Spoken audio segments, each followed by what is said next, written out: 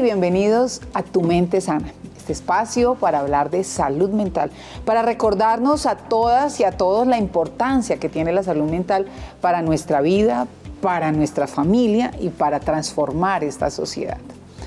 Hoy vamos a hablar de un tema que a veces nos cuesta, que preferimos quedarnos callados, en silencio. Y resulta que la culpa también hay que abrazarla, hay que comprenderla, hay que entenderla, pero hay que soltarla.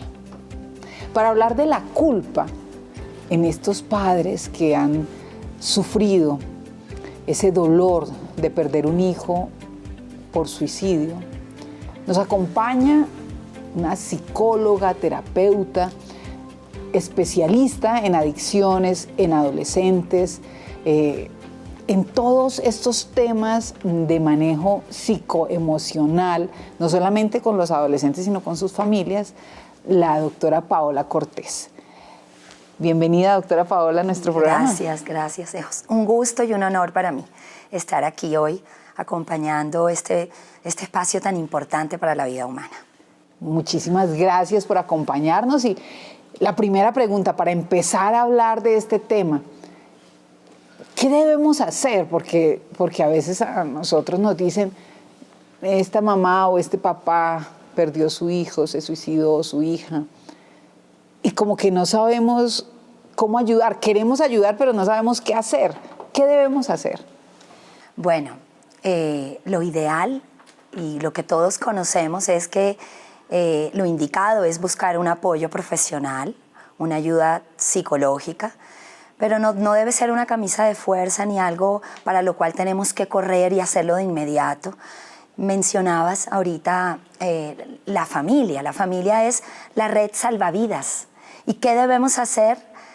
Brindar un espacio cálido de amor, de escucha, brindar amor y acompañar a los padres que están atravesando la pérdida de un hijo por suicidio, acompañarlos y transitar con ellos. Pero ya más a nivel profesional, pues se debe brindar un espacio cálido de empatía, de escucha, para que pueda iniciar este proceso, de sanar este proceso de vivir y de entender este duelo.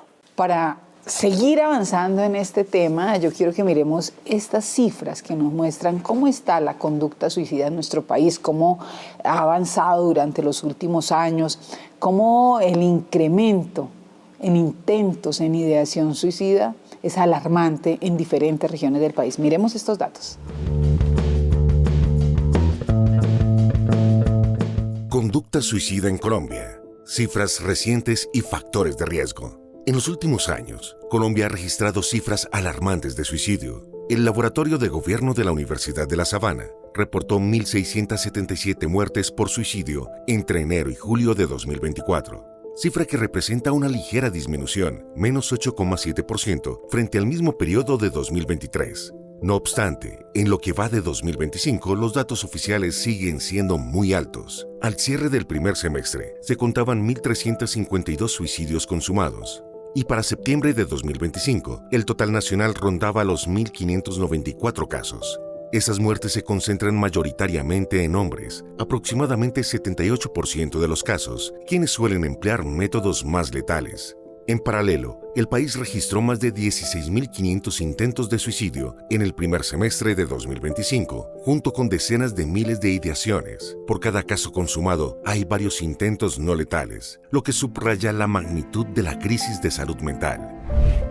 Distribución por regiones. Región andina, eje cafetero y Andes es la zona con mayor carga de casos en el interior. En el eje cafetero, los informes señalan que Pereira y Manizales concentran alrededor del 50% de los casos anuales de intento de suicidio. De hecho, Risaralda, donde está Pereira, mostró una de las tasas más altas del país, 59,8 intentos por 100.000 habitantes en 2025, similar al pico de Vaupés. Caldas, Manizales, también presenta una tasa alta, 45,6%. Otras ciudades andinas con indicadores críticos incluyen Pasto, Nariño y Tunja, Boyacá. En general, la región andina, incluyendo Antioquia, Cundinamarca, Boyacá, etc., agrupa la mayoría de las muertes por suicidio. con Bogotá representando un tercio de los casos nacionales. Región Caribe. Los datos preliminares indican que en el Caribe las ciudades con más suicidios son Barranquilla y Cartagena. Hasta mediados de 2024, el 25% de los casos de suicidio en todo el país estaban concentrados en estas dos ciudades. En el primer semestre de 2024, hubo 1.346 suicidios en hombres y 331 en mujeres en todo Colombia, la mayoría en la costa atlántica. Región Pacífica. En esta región destaca Cali, Valle del Cauca, donde para 2025 se contaron 68 suicidios consumados, 80% hombres. Al igual que Bogotá, Cali ha reforzado medidas de prevención debido a este comportamiento. Buenaventura y otras ciudades del Pacífico también han demostrado una carga considerable de intentos. El Valle del Cauca registró una tasa de intentos cercana al 30,5%. Región Orinoquía. Comparada con otras zonas, la Orinoquía, Meta, Casanare, Arauca, Vichada, Guainía, presenta tasas relativamente bajas.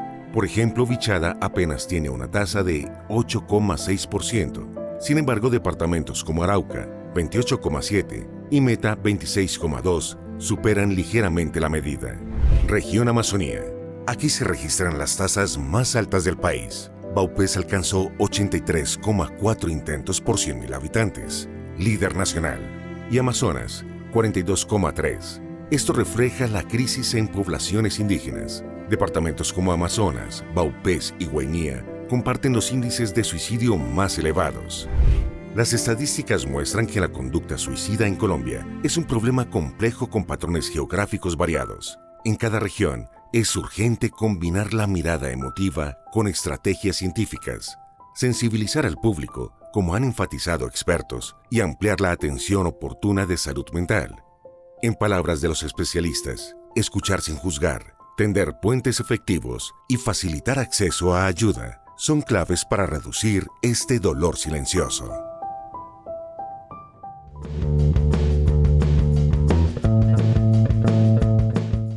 Es alarmante, es decir, nos tenemos que preocupar, ¿o no? Así es, así es. Se ha agudizado este tema de las conductas suicidas, no solamente el suicidio consumado, la ideación suicida y las conductas autolesivas, que ya son señales. Bueno, háblenos un poco de esas conductas autolesivas. Yo leí este fin de semana que el cutting es lo más frecuente. Así es, así es. Si hablamos de los jóvenes, de nuestros adolescentes y nuestros niños, ellos no saben cómo expresar el dolor, no saben cómo sobrellevarlo. Y el cutting o la autolesión es una forma de exteriorizar, de externar el dolor, de tocarlo. Y es como si el cerebro experimentara que así lo puede palpar y así lo puede resolver. Pero obviamente no es una forma adecuada para resolver el dolor que lleva pues, el joven, el niño, internamente. ¿Cómo le podemos enseñar algunas herramientas a los padres para identificar estas alertas? Lo primero es quitarnos de la mente esa creencia errada de que lo hacen para llamar la atención. Algunos padres podemos llegar a creer que eso es porque quiere llamar la atención y debemos estar muy atentos a esas señales en su cuerpo que son recurrentes, repetitivas y que son tipo heriditas. Por ejemplo, el rascarse mucho, se empiezan a rasguñar también. No solamente es con un objeto cortopunzante y se cortan, es el rascarse, rasguñarse, el tener señales en la piel, también algunas heridas naturales, pero que no dejan que sanen y que se las están ahí como molestando, comerse las uñas de manera excesiva, arrancarse también pues la piel de los deditos, el arrancarse el cabello, el pelo también, son conductas autolesivas porque el niño o el joven se está haciendo daño y está tratando de exteriorizar y de palpar su dolor, y esto de manera inconsciente, pero es una forma como de poderlo sacar para ver si lo toco y así lo puedo resolver. Es para sentir dolor. Para poderlo ver, para poderlo sentir. Para expresar, para exteriorizar el dolor que estoy sintiendo mejor. Así es, porque es que lo estoy cargando adentro de mí y no sé qué hacer con él, no sé ni cómo expresarlo, cómo lo exteriorizo. no sé ni cómo explicarlo. ¿Cómo se le ayuda a un adolescente, a un joven, a exteriorizar ese dolor sin hacerse daño, sin generarse esas lesiones autoinfligidas? Primero los adultos debemos aprender a nosotros expresar y a exteriorizar nuestro dolor, conocer cómo se llaman y cuáles son las emociones que experimentamos los seres humanos. Debemos aprender a hablar de manera natural en familia acerca de la tristeza, del enojo, de la rabia, del miedo. Debemos aprender a llorar, debemos aprender a manejar las emociones para entonces ser esos gestores de vida emocional en nuestros hijos y guiarles y orientarles y enseñarles que es importante que entendamos que las emociones son inherentes a la naturaleza humana, que las necesitamos, que no son malas, aunque algunas no sean tan agradables, que debemos identificarlas, ponerles nombre y entonces manejarlas. Y hablar de cómo te sientes, cómo te fue hoy, pero qué sentiste, de qué tienes ganas, cómo puedo ayudarte. ¿Te sientes desanimado? ¿Estás triste? Dime yo cómo te puedo ayudar. ¿Quieres hablar? ¿Quieres que te escuche? Y empieza a implementarse dentro de la familia. Dicen, no, mamá, no tengo nada. Eso pasa también. Ellos, el adolescente... No me preguntes, ¿no? Porque a veces esa es la reacción, Sí, ¿no? claro, el adolescente necesita distanciarse para entenderse, para autodescubrirse, para identificarse, y también es válido dejarlos que tengan sus tiempos para estar solos, para que ellos puedan pensar, pero siempre dejarles ahí como esa frasecita de aquí estoy para ti siempre, no te voy a juzgar. Es una cercanía emocional, no tan física. Esos padres, porque el dolor debe ser infinito. ¿Cuáles van a la terapia? Pero ¿cuáles son esas herramientas que nosotros podríamos enseñarles y decirles, mire, respiren, hagan mandalas? Porque tú sabes que mientras se busca la terapeuta o el psicólogo o el psiquiatra, mientras me dan la cita, puedo hacer algo. Es un proceso. Primero es importante explicarle al padre de familia, así llegue con un dolor tan intenso, tan profundo y tan importante. Creo que es el dolor más fuerte que podemos vivir los seres humanos, el perder o el fallecimiento de un hijo. Explicarle que va a entrar a un proceso y que como todo proceso va por etapas y se requiere de esfuerzo, de compromiso, de voluntad y ejercicios, la escritura terapéutica, el llanto sanador. ¿Cómo es el llanto sanador? O sea, uno a veces está llorando y dice, no llore. Así es. Suficiente, ya ha llorado mucho. El llanto sanador es un llanto emocional, terapéutico, es intencional, es como una sesión de terapia y es importante decirle al padre de familia y abolir esto que hemos por décadas repetido y no llores, pero ¿por qué vas a llorar? Entonces creemos que el llorar es malo y así vivimos los seres humanos, escondiendo el llanto, aguantándonos las ganas de llorar.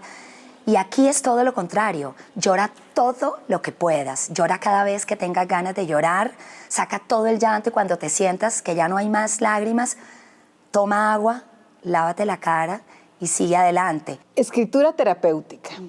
Y en esa escritura terapéutica yo me desahogo, ¿no? Claro. Sin culpa, simplemente decir lo que siento. Es lo que estás pensando. Llanto sanador. Sanador o emocional. O emocional. Tercero. La contención emocional, que es hablar y hablar y hablar, pero cuando el padre quiere hablar, cuando el padre simplemente quiere que lo escuchemos y no pide ningún consejo, vamos a dejarlo que haga esta contención emocional, es poder sacar toda esa carga, todo este contenido emocional en un espacio seguro, en un espacio donde se siente acompañado, no juzgado, rodeado y envuelto por comprensión y compasión y empatía además. Ahora queda un sentimiento de culpa. ¿Cómo se maneja esa culpa? Es importante explicarle al padre de familia que la culpa hace parte de todo este proceso. No está mal sentir culpa, de hecho es inherente al duelo. Es humano. Claro, es que la culpa es un sentimiento de responsabilidad. Y qué mayor responsabilidad que la de un hijo. Entonces, ¿cómo no un padre va a sentir culpa? Es más bien hacernos amigos de la culpa y trabajar la culpa y entender la culpa. Pero uno, ¿cómo se hace amigo de la culpa cuando le está generando dolor? Es doloroso, pero hay dos componentes de la culpa que vale pues la pena y eso son muy importantes para que el padre los entienda, y es la identidad como padre siempre me va a hacer sentir responsable del cuidado y de la integridad de mi hijo. Y si a mi hijo le pasa algo o le pasó algo o ya no está mi hijo, pues yo me voy a sentir culpable. La culpa me ayuda para revisar quién soy, qué tanto amo a mi hijo, qué pude haber hecho y qué no pude hacer, y aceptar y perdonarme por lo que no pude haber hecho. Es que no se trata de negar que tal vez sí pude haber hecho algo, pero como soy humano y soy imperfecto, y aunque yo sea padre, no quiere decir que todas me las sé y que no voy a fallar. La culpa me lleva a entender mi humanidad, mi imperfección, y aceptar que no todo lo podemos controlar y que en la vida hay cosas que no nos van a salir bien. Entonces la culpa es la oportunidad para reconciliarme conmigo mismo, para darme cuenta que aprendo, para de repente también ayudar a otros padres. Lo que no es bueno y lo que no es sano es que la culpa se quede instalada de por vida, y entonces ahí sí voy a empezar yo a fallar para seguir avanzando y para seguir evolucionando y al sentirme que no soy capaz de hacer nada. Paola, está muy bien en primera persona hablar de la culpa y lo que tenemos que hacer y las herramientas que hemos enseñado aquí. Pero además tenemos una costumbre de culpar al otro. Así es, la culpa es sana cuando es nuestra culpa, yo la identifico, la resuelvo, la acepto y la supero. Lo que no es sano es culpar a otros, pero también hace parte del duelo, también hace parte del proceso. Hay un momento en el que buscamos culpables y ahí debemos también entender a la persona, al padre de familia, que debe transitar por eso, porque hay un momento del duelo en el que sentimos rabia, enojo, y necesitamos buscar culpables. La culpa hay que abrazarla para hacer conciencia y reflexionar de lo que pasó, de lo que pude haber hecho pero no hice, de lo que hice pero no funcionó, de lo que hicimos hasta el último instante pero la decisión no estuvo en mis manos. Y después de hacer todo ese ejercicio reflexivo, abrazar la culpa y soltarla, ¿cierto? Porque no me puedo quedar con ella. Afrontarla de manera objetiva. Afrontarla de manera objetiva. Suena muy fácil, ¿no? Suena muy fácil decirlo, sin embargo, el dolor es inmenso para estas familias. Y por eso quiero que miremos esta historia de vida de una mujer que ha logrado abrazar la culpa y es consciente de todos los hechos sucedidos, pero que al final, después de todo un ejercicio terapéutico, pero también de conciencia en sí misma, se ha liberado de la culpa, abrazando la culpa, enfrentando la culpa y haciendo conciencia de ella. Miremos esta nota. María Fernanda falleció el 23 de abril del 2024, ella se suicidó en Argentina. Digamos que tengo algo de experiencia en temas de duelo y eso ayuda un poco a que el proceso no sea tan difícil. Sin embargo, pues un duelo y más la pérdida de un hijo es algo bastante difícil. Creo que he tratado de asumir que fue una decisión que ella tomó y he tratado de respetarla, y desde el inicio lo que he querido siempre es como agradecer por la vida, por el tiempo que la tuve y ver esto como una decisión que ella tomó y yo asumo. Sin embargo, la pérdida de un hijo es un dolor muy grande y más en temas, pues cuando es un suicidio, porque tú no entiendes qué sucede. María Fernanda había sido diagnosticada días atrás, poco tiempo atrás, con trastorno límite de personalidad, que es un trastorno que tiene un riesgo muy alto de suicidio, y se rehusó en su momento a tomar medicamentos, ¿no? El diagnóstico aún no estaba confirmado, pero ella se rehusó y efectivamente tenía patrones y rasgos.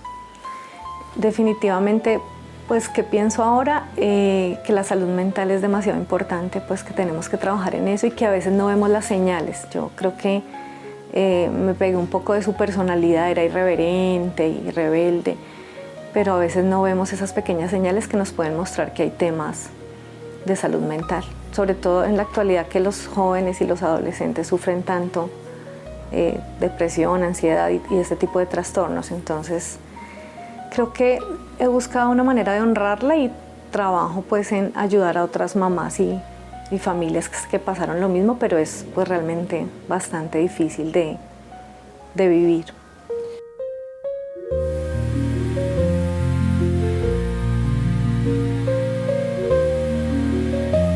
No digo que hay que prepararse, pero entender que la vida no está asegurada, que en cualquier momento que hay que cuidar, que hay que proteger a nuestros hijos, que hay que entender que la salud mental es tan importante como un dolor de estómago y hay que estar ahí porque la salud mental es fundamental. Si tu cabecita no está bien, si tu mente no está bien, pues el cuerpo tampoco. Creo que lo más lindo es entender que ella me dejó muchas cosas y yo siento que la disfruté esos 26 años, no tengo como esos dolores de no hice de todo, pues con ella atesoro eso, creo que es lo que nos tiene que quedar porque no sabemos cuándo es la última vez.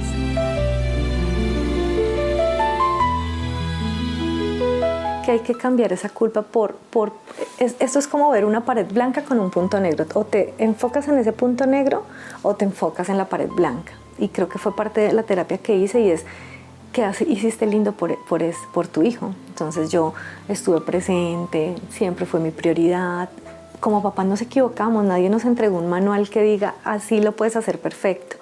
Entonces a los papás siempre les digo como ¿qué hiciste bueno? Esos papás que por ejemplo viven enfermedades tan duras, cáncer pues están con ellos allí y se sienten culpables si hubiera ido antes y me hubiera dado cuenta antes. Siempre llega la culpa y creo que la forma de que la culpa no te gane es entender que siempre estuviste, que hiciste cosas buenas, por eso hay que hacerlas, es lo que digo ahora, para que si en algún momento llega una situación de esas, la culpa no te gane. Creo que es clave escuchar, pero más como un amigo, antes de querer pues juzgar, que a veces como padres tendemos pues mucho a eso.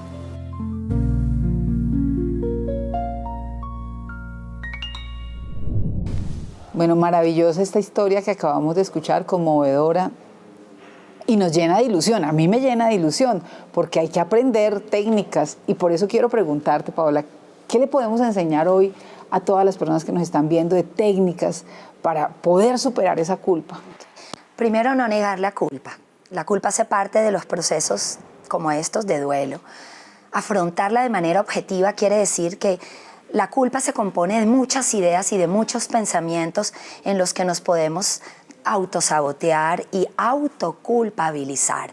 Entonces, con el padre de familia debemos implementar ejercicios como este, y es hacer una lista de todos los pensamientos y de todas las ideas que acompañan la culpa y nombrar cada una de estas ideas como por temas y empezar a revisar cada tema, organizar todo lo que está pasando a nivel de sus emociones con este tema. Hacer como todo un análisis y una reflexión acerca de cada uno de los temas que hacen parte de la culpa. Esa es una estrategia.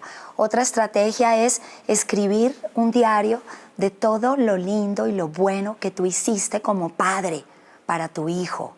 Porque es que la culpa lo que nos trae son todas las ideas negativas, todo lo malo. Negativas que tienden a ser ideas inútiles y de malestar y que nos hunden más. Entonces el cerebro empieza a experimentar una sensación de fracaso, de fatalidad, de catástrofe. Entonces, ¿qué debemos hacer? Brindarle al cerebro, a la mente, la oportunidad de que experimente todo en lo que sí he sido buen padre.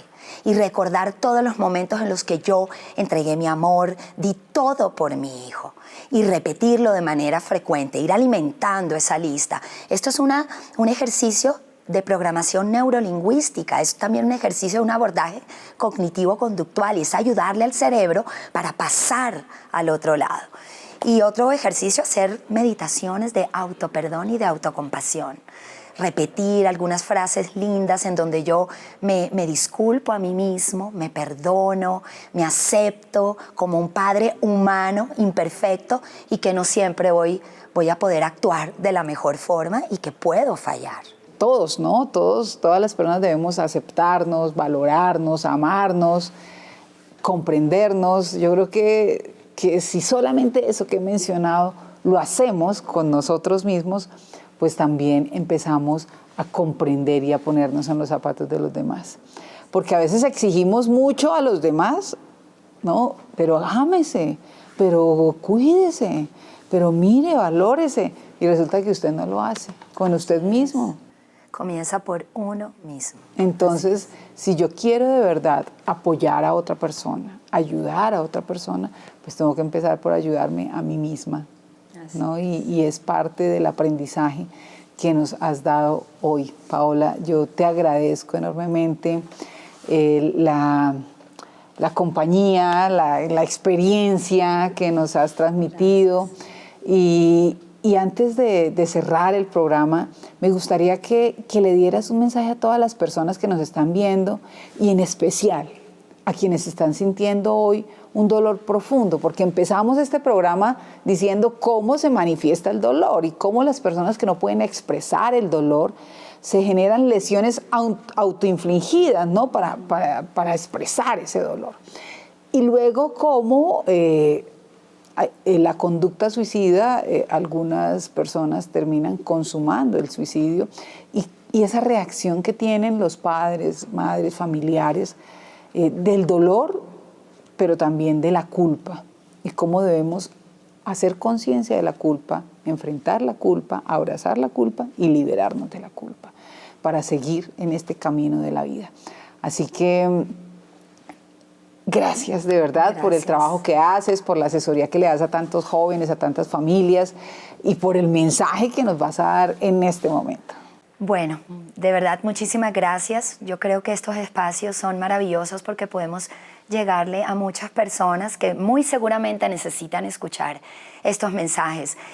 El mensaje que puedo dejar es que es un proceso muy duro y doloroso, que no nos debemos quedar solos, que debemos buscar siempre ayuda, que es importante hablar, es importante atravesar por este camino del dolor y que si en algún momento sentimos que no podemos, seguir pidiendo ayuda. Va a llegar un momento en el que vamos a aprender a vivir con este dolor. No quiere decir que se nos va a olvidar o que la vida va a ser igual, no. La vida cambió, es un proceso de reconstrucción, pero nos vamos a sentir mejor. Eso es lo que yo puedo hoy dejarles. Bueno, Paola, se nos acabó el tiempo y gracias por el mensaje que nos has enviado.